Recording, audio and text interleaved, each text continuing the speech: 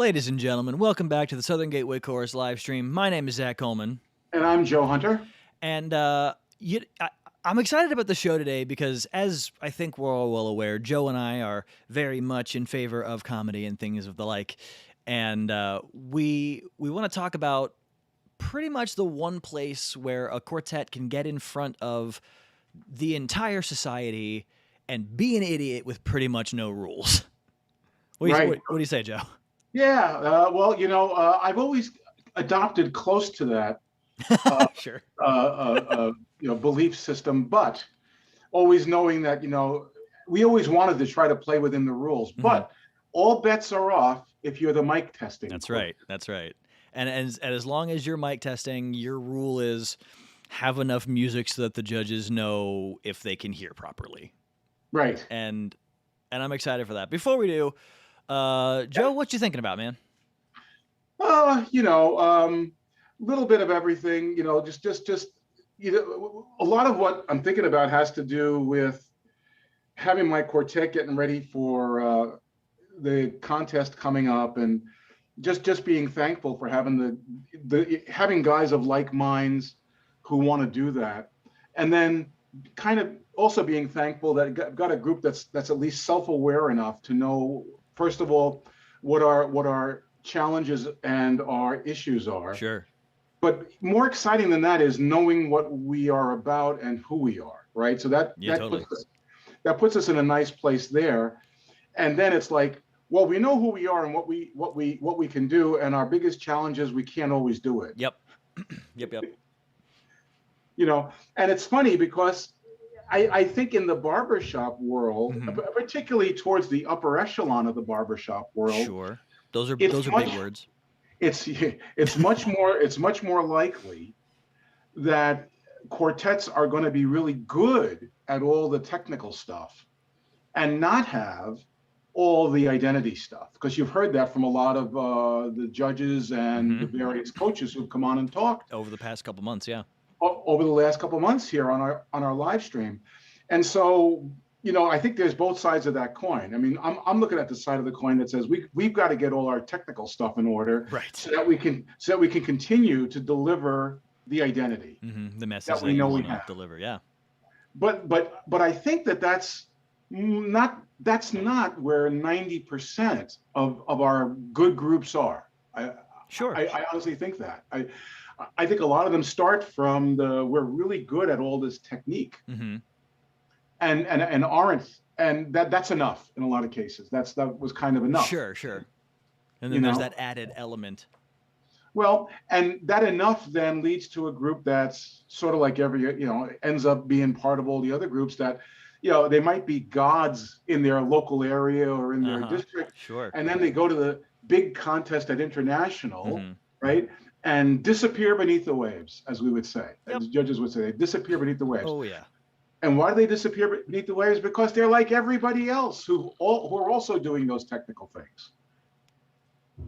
So yes, that's kind of what I've been thinking about, and just kind of counting my blessings at the same time, trying to figure out how to get the darn technical stuff better. Exactly. That makes you know sense to me, buddy.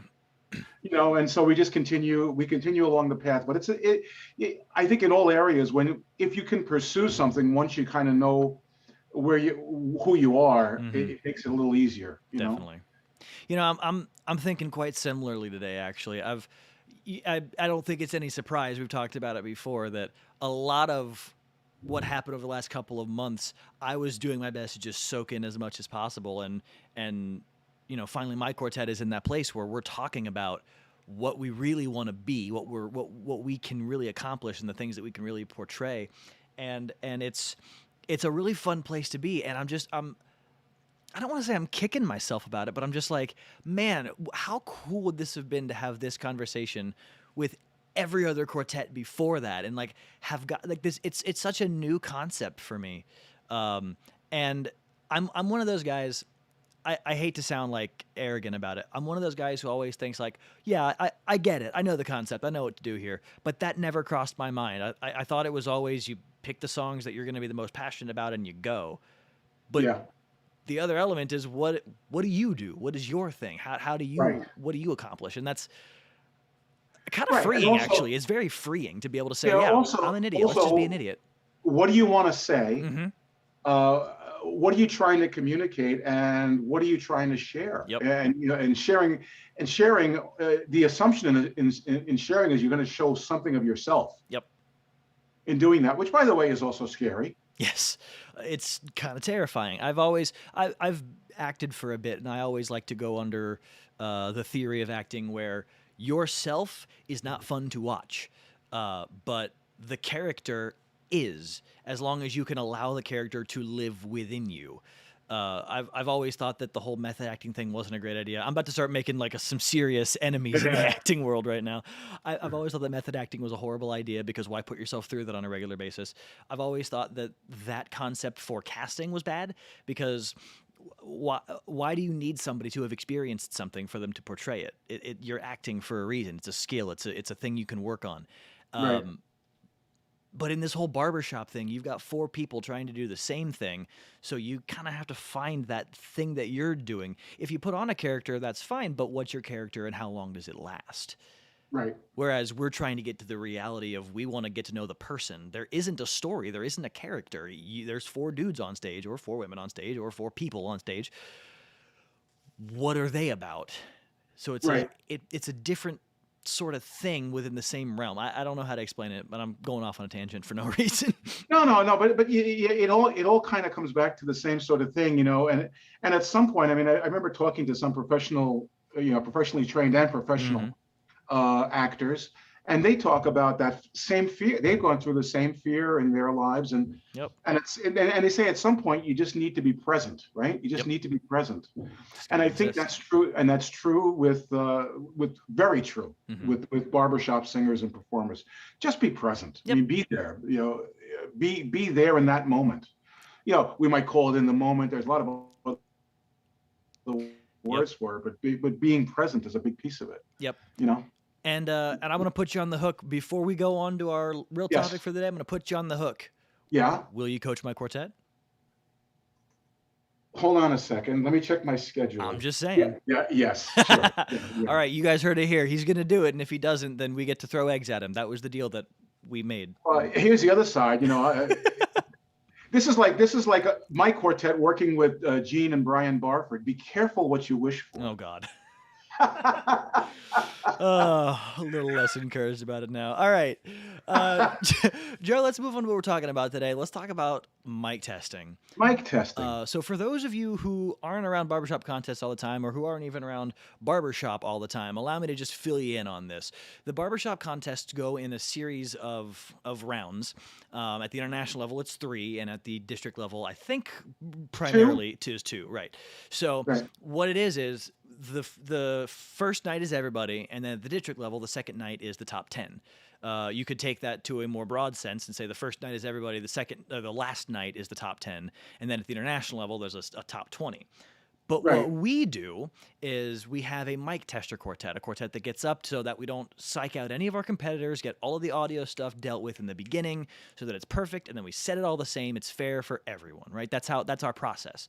That's the concept. Right. So what has been found out over the last almost 20 years, I would say, maybe longer, I don't really know, I've only been around for so long, is that at a certain point, the mic testers don't really have any rules. Right. There's not a score being put down for that. You don't have to worry about, oh, are we portraying the message properly? Or, oh, is this really how we want? Like, you don't, those rules kind of go away for the mic tester because your only job is get out there and make enough barbershop sound so that the judges can say, yep, this is good, we're good to go. Right. Yeah. And that led to some Generally, good what stuff. all the judges and the venue people are looking for Yeah. is something representative enough so that you've set the levels correctly and the audience can hear well and the judges can hear well and the quartet can hear well. And then that's it. I mean, that's really it. Now, it is true that a lot of the quartets that mic test, I can say that as a judge, Mm-hmm. we're often told, oh, the mic testers would like to be scored. Sure, because they want to see how they're doing. That makes sense. And so when we end up having our evaluation, we'll include the mic test Sure. set, in the Oh, discussion. that was the other big thing to mention is that the mic testing quartet for the first night is generally a guest. Yes. Before the next night, it's the quartet that was just outside of whatever that night was. So So international top 20s number 11 or number or 21 if it's that. number 21. Right. Or in some areas, if it's a little smaller contest, number 9, if there's 8 in the finals, that sort of thing. Got it. Sure. Just the one quartet that made it outside of that round of competition. They're the ones who usually mic test. Right. Yes. Sorry, I didn't mean to cut you off. Right. But this is a phenomenon I don't think you see in most other art forms, but it is kind of it's just an interesting difference. And what is true is that in 90% of the mic tests, they're relatively unmemorable. And I'm not saying this to be nasty or unkind. It's just, it's a quartet that they had prepared their 2 rounds. They didn't quite make it. Or 3, depending on or the 3 contest. rounds, didn't quite make it. And they perform their other songs and they move on. Right. And they might ask for score because they want to see how they're doing on those sets. I mean, it all makes sense. Yeah. Here's a couple of things, though, even before we talk about some of even the wilder stuff. Yeah. What is almost, I think I would say nothing is 100% true, but 70% of the time, I would say clearly at least 70% of the time, and this is sad. Okay. The mic testing quartet, the ones that, particularly a lot of the ones that are asked to be scored, right, score better on their mic test round. How about that? Okay. Because the pressure's off. There's the pressure is off. They're not worried about anything. The best performances you're going to get in a barbershop quartet are the ones where you walk out relaxed. But now, if you're in that quartet and you're getting an eval, and now the judge comes to you and said, why didn't you sing like that, like you did on your mic test in the other round? Right. And if I'm the mic testing quartet, I want to slap the judge, but it's probably true, right? Right. It's more than likely true, and it says something about the nature of our competitions, also, right? Yeah, definitely. It's a high intensity thing. It's the barbershop community is very large, but also very tight knit. When you get on a contest stage, everybody knows who you are. It doesn't matter whether or not you're scoring the greatest in the world or whether you're the most popular group out there. Once you hit that stage, everybody knows who you are, and furthermore, everybody knows what you scored.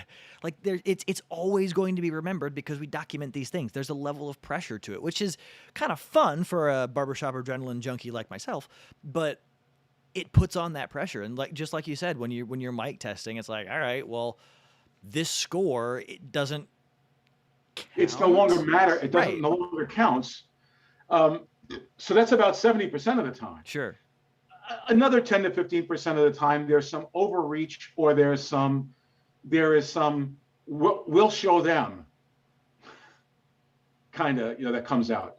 Sometimes it gets fierce because it's like, oh yeah, well, we belonged in the finals, we're going to show you, and that doesn't always lead to a good end. Sure. Just like how you shouldn't walk into contest hoping to beat another specific group. Right. Not the best mindset.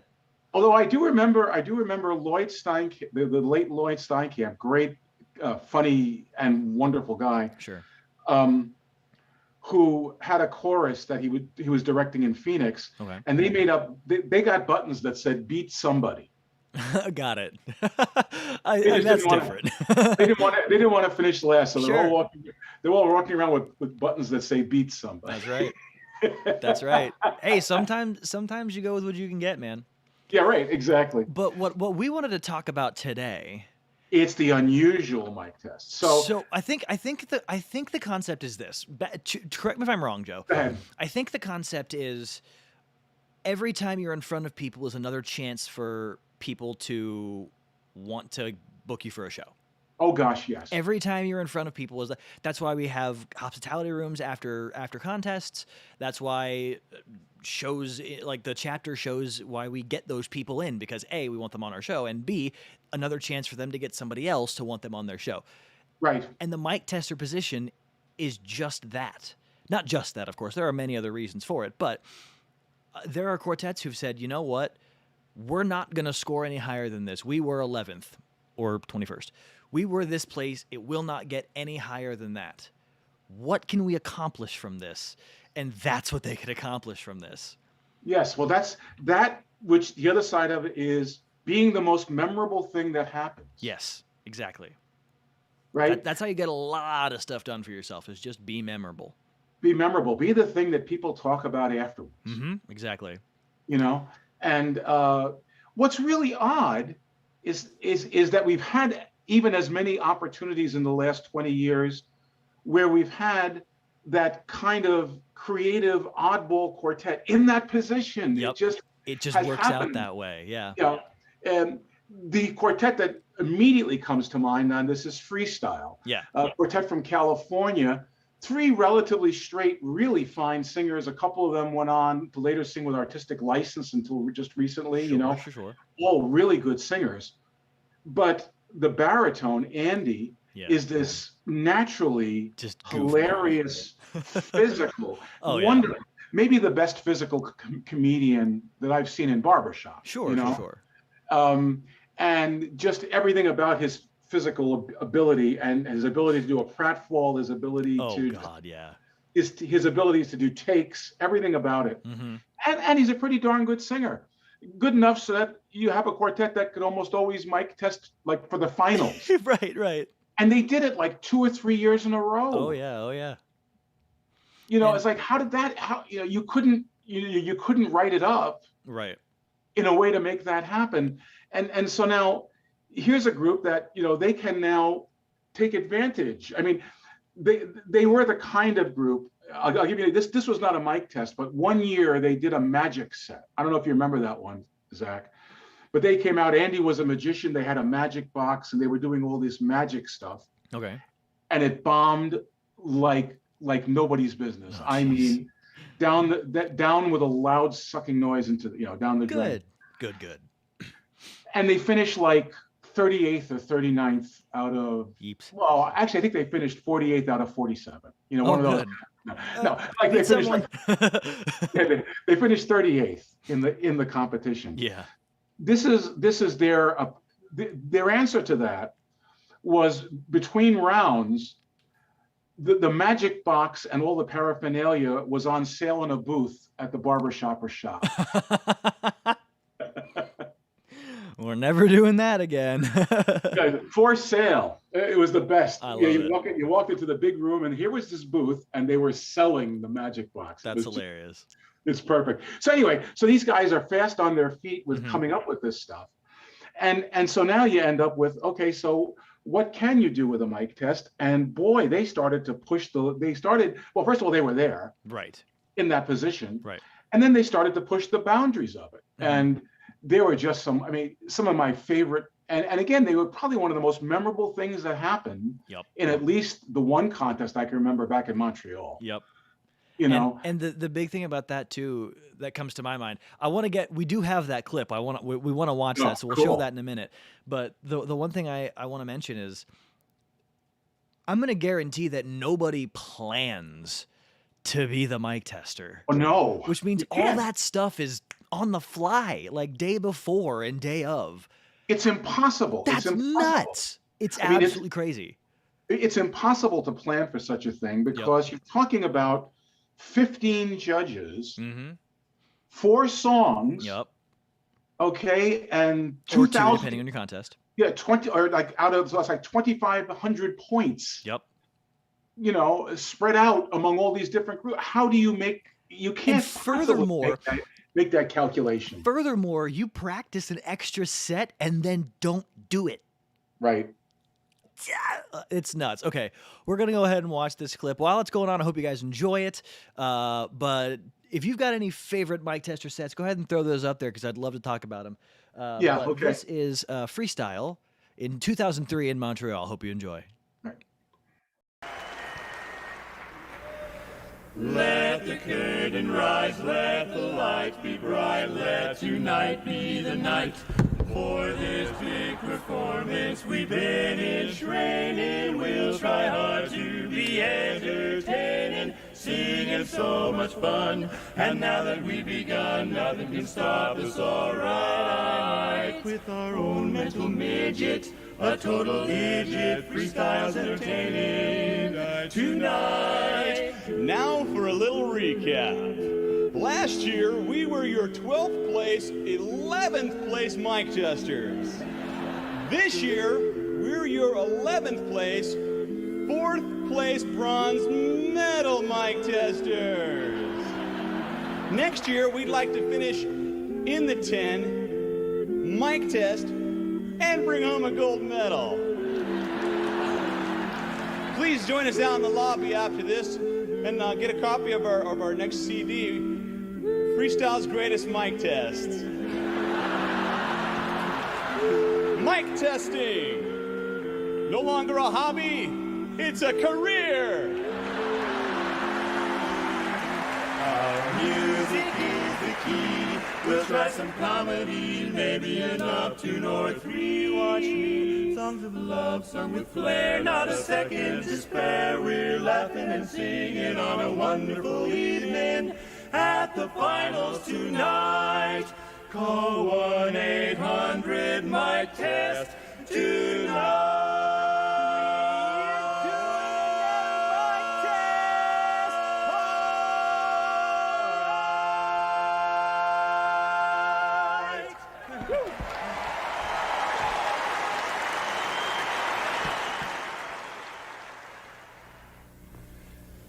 Everything must have an end, or so the judges say. Comedy in the top 10 ends right here for today. But before you're born to teach, the mic test again this year.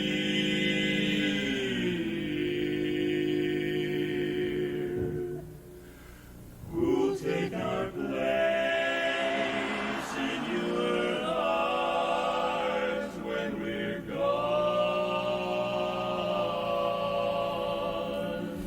Who'll make you laugh?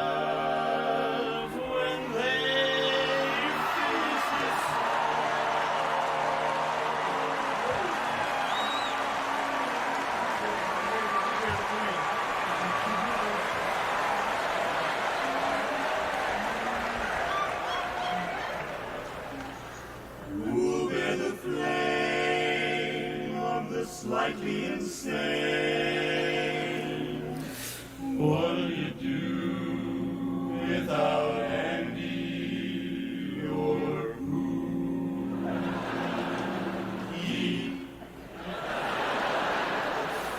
There isn't a one who can.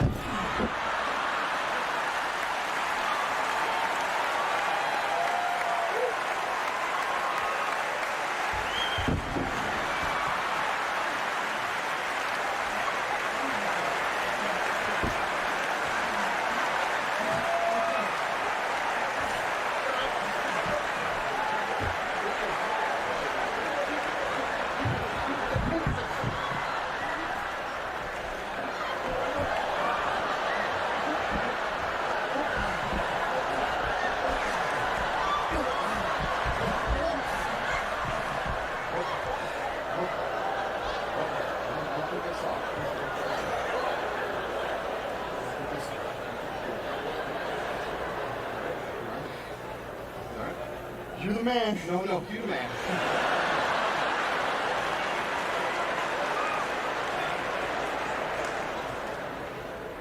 You're the Pookie Man. No, I know. That's you.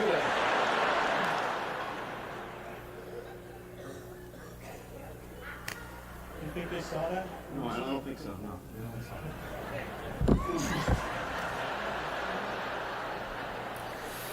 Like they do.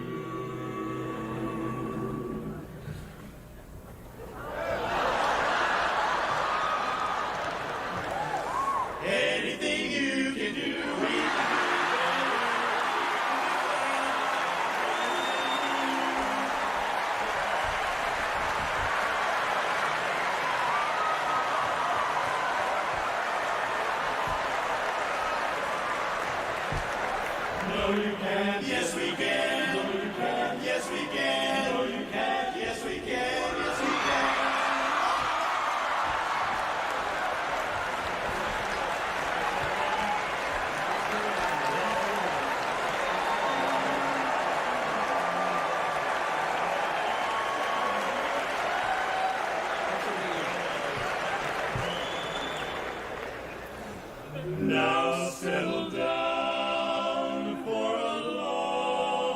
roaring night. We've been backstage, and there's no laughs in sight, unless you count Riptide, 'cause their boxers are tight. Now we know that next year someone else will be here, because we make top 10 and move on.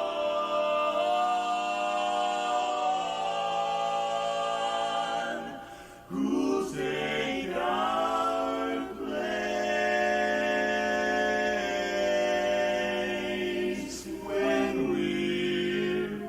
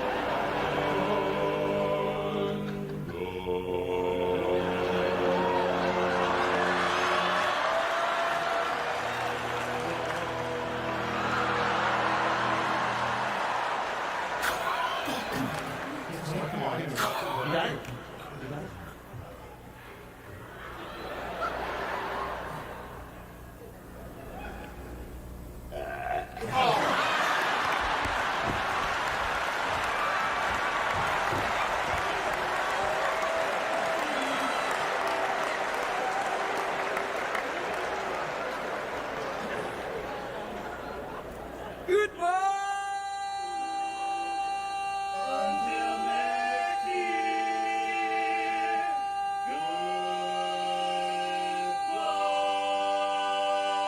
Goodbye, don't cry.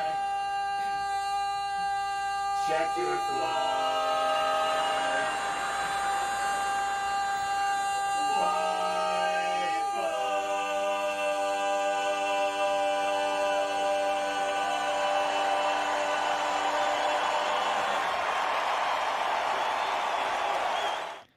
And that was your 2003 International Mic Tester Quartet freestyle. Good Lord. With friends Yeah. or enemies, depending on how you might put it, or whatever. I mean, wow, dude. It's like I was saying beforehand. How do you come up with that the day of or the day before? Like, you don't plan on mic testing. You have a whole nother set. I don't know, dude. It's probably fueled with mind expanders and Yeah. And disappointment with not making the finals. Between the two, so it's a little mix of both. Fuel you to that sort of thing. Yeah, that moment of we're here, whatever. Let's if get I- Fred. I don't know. If I had to guess, it's sitting around at dinner, going, what are we going to do? Yeah, you have your quartet meeting. All right, we didn't make where we wanted to. Let's talk about that. So what are we gonna do tomorrow, huh? Yeah, right. Yeah. Hey, and then it's like hey, wouldn't it be cool? But that's true. Any comedy that I've ever been involved with, Sure. Which is a lot. A lot of people stop at the hey, wouldn't it be cool? Okay. And never get to let's do it. Yeah. Yeah. And these guys were willing to take it from hey, wouldn't it be cool to contacting Fred, Right. contacting Four Voices, contacting Jeff Oxley, right? Contacting, what was it, Max Q? Max Q. To come on yeah, for half a second and pull for forward. half a second. Right. Well, yeah. I mean, Max Q. They were probably getting paid by the second, so you wanted them on the That's short. true. That's true. But so it's like having the Stones. Yep. To actually say we're going to make that happen, Mhm. and then And having do a it. quartet like Fred Mhm. saying, "Oh, you want us to learn like a whole new parody song in the next 3 hours?" Okay. And then the funny thing is that was very similar to Fred's parody of it. Yes. Who'll take fourth place? Who'll Fourth- take fourth fourth place. place? Yeah. When we're gone. Yep. Right. It was just So- it was good. Right. So yeah, but again, you have a guy like Clay, and the rest of them are just off enough and are just fearless enough Mhm. to be able to give it a shot. And then you end up with something really funny and really memorable like that. Yep. Now, I will say that what that led to, we have what we call this is in everywhere, in the real world and in barbershop, this thing called unintended consequences, right? So a couple of years later, unintended consequences. You Aren't come up with most something consequences unintended? unintended. I don't know. No, consequences can be intended. It can have an intended consequence. Okay. But I think that's a little more. Well, you tell your story. You tell your story. well, I mean, the unintended consequences is, Australia brings in rabbits to kill rats, and then they have a rabbit infestation. Gotcha. Right? Yes. That's the unintended consequence. The unintended consequence of freestyle's incredible impact Yep. from that was a couple of years later, Lunch Break. Yep. Again, one of our favorite comedy groups, somehow ended up in that same 11th position. Like 2 or 3 years in a row. Yeah. Same kind of thing. It's like, how do you again, you can't make that stuff up. You can't possibly figure it out. Right. And yet here they are. So Lunch Break says, well, if freestyle did that, maybe we could do something even a little further. Why not? So they contact everybody in the top 10. All the qualifiers. Was it them? Oh, I thought it was the rest of the 20. All the 22, both. Oh, jeez. I think you ended up with a chorus on stage. Right, exactly. But the thing was, it wasn't quite as funny as freestyles, but it was funny. It was funny, but it was also interminable because you had to get all these guys on. And it's almost like professional wrestling where every wrestler has to do their signature move. Right. When you have that many quartets, they all had to do their signature move, so they all needed their moment. And when you have that many quartets needing a moment, now we've got something like that 14, 15-minute long. It went 22 minutes. Did it go 22? Oh, I know. Oh, yes, God. I know that. I was part of that panel. Great. Interestingly enough, what you just saw with freestyle went 9 minutes, right? So again, that was pretty darn long. Mm-hmm. Now here's Lunch Break going 22 minutes, and by dint of the fact that they have a chorus on stage, right? The microphones don't get tested at all. Right, you're not even. The point of the mic test is to test the mics with a quartet, like what we're going to be hearing. So that does kind of break the concept there. Well, instead, so like things like getting the lights focused and the sound correct, go away when you have 45 people crowding around the center mic. Sure. Right? Yep.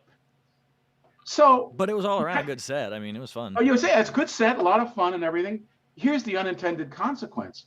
What about that top 10 who have been given a schedule that says you're going to be on stage at this time at 7:04? Yep. Mm-hmm. Now they're on stage at 7:45. Right. Okay, so now we're icing all of the kickers. Well, and we were talking earlier about how it is with contest where, you get yourself all steeled up and ready to go, and it's got all that energy and, and you've got all that focus going, and it all is pointed to that one moment. Mm-hmm. And that one moment, not like now. 30 minutes later, right. And by the way, are you proud of me? I made a sports reference. You did? Yeah, I said they iced the kicker. I did it.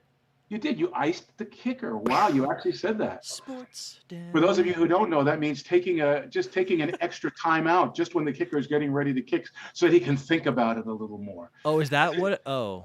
So as I thought it was when they put an extra ice pack on his foot to make sure he doesn't feel it when he. Okay, my bad. Well, it could be that too. But I mean, here's this. By the way, these guys, you think these guys are getting paid millions of dollars to kick a football through the goalpost, and so, hey, if we make them think about it for 2 more minutes, that should do it. Yeah. Anyway, but that's. Well, that's your rant for today. Yeah, right. But anyway, yeah, that's right. That's my rant. It actually was a problem for the sound guy, the light guy, and for some of the quartets. And actually, we have another perspective in the chat here. My mother's backstage at International. Look at me bragging for a second. She's the statistician. She keeps track of what time people do things. And she said, yes, unfortunately, the big crowd on stage during the mic test messed up the sound levels for the contest because they were trying to mic that. Right. They couldn't mic the rest of it. And so what happened is that all the quartets sounded off in that round. And I remember as a judge in the pitch saying, geez, what's going on? How come these quartets aren't doing better? Right. You know, and the one thing you say is, well, maybe they're just having an off night. And then we figured it out. Right. You know, the stage wasn't set correctly. The sound wasn't set correctly. So they weren't hearing what they were getting used to hearing. On stage, the audience wasn't hearing what they were used to hearing. Right. And so back to our original point, that mic tester quartet, that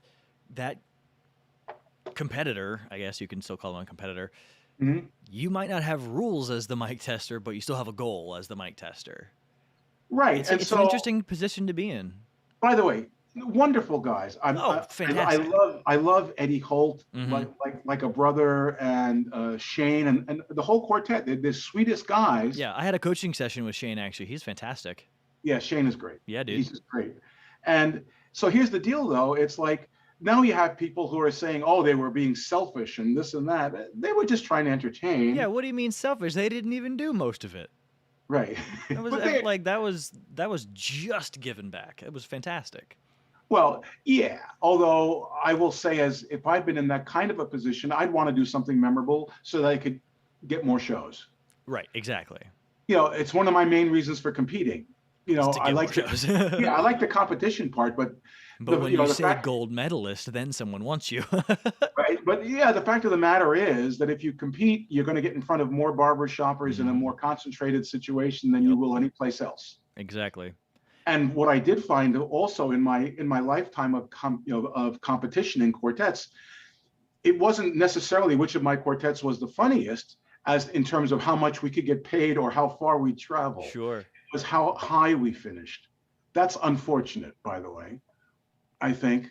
Yeah. You know, because it really is based on that. If you make the finals, or you're going to travel around the country and you could charge this. If you make the semis, you're going to travel across the district. Across the district, maybe make just the Northeast or across from the Mississippi over kind of thing. Yeah. And very rarely someplace else. If you only make the first round, you're going to stay in your districts, you know, that kind of thing. Yeah. Which has nothing to do with the entertainment value necessarily of your quartet, but that's how most of the chapters out there can get a ruler, a measuring stick, you know, on the quality of what they're hiring. Because it is kind of understood, if you're singing at that level, that's what your music is. It's just that level. Right. And I can tell you, as being in one of those oddball quartets that, you know, did all that entertainment stuff and didn't always do the technical stuff as well. That's not always true. And we spent our life, as we would say, the term was handing the fish to the international champion quartet, you know. Okay. We would call it handing the fish to the, and that fish was the audience. In other words, we would finish the performance and the audience would be so wrung out from what we did. Yeah. That we would then say, here it is, boys. I like and it. So we would hand the fish to the Boston Common or hand the fish to whoever it was. You know, it got so bad with the Boston Common that with 4 under par, they wrote into their contract that they would not follow us. They had to go first. That was actually like if you guys did a show together or something? Yes. Yeah. We did a show together. They had a line in their contract that said, you can hire us. Not going to follow. We will not follow 4 under par. We are going to go on first. I love it.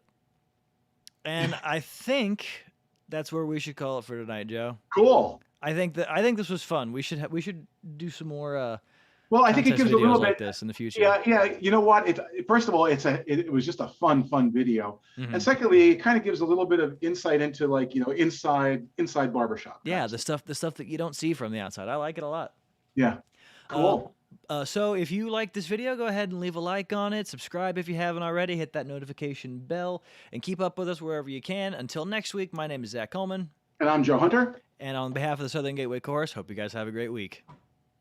Bye all.